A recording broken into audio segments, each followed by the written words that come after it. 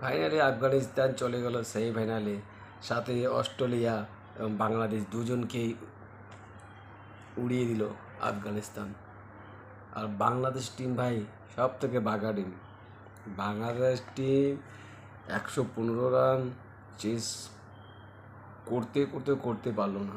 মানে বাংলাদেশকে এখন খেলা উচিত জিম্বাবুয়ে, নেদারল্যান্ড এদের সাথে, নেপাল, যারা নেপালের সাথে জিতে উৎসব মানাবে।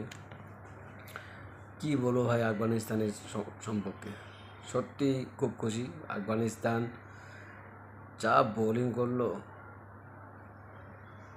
নূর আহমেদ উইকেট পায়নি কিন্তু দারুণ বল করেছে।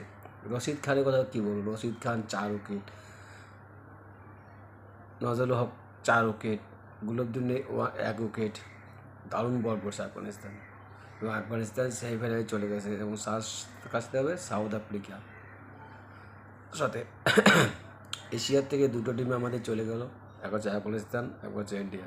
যে দুটো টিমকেই সবাই সাপোর্ট করে এবং সবাই জানে একমাত্র এশিয়ার দুটো টিমই আছে যারা চ্যাম্পিয়ন হওয়ার যোগ্যতা। এক নাম্বার হচ্ছে ইন্ডিয়া, 2 নম্বর হচ্ছে আফগানিস্তান। এবং দুটো টিমেই চলে গেল, কোয়ালিফাই করে ফেললো। চলো, আমি চাই ইন্ডিয়া ফাইনাল এবং আফগানিস্তান ফাইনাল খেলবে, আর বাংলাদেশ কান্না করবে।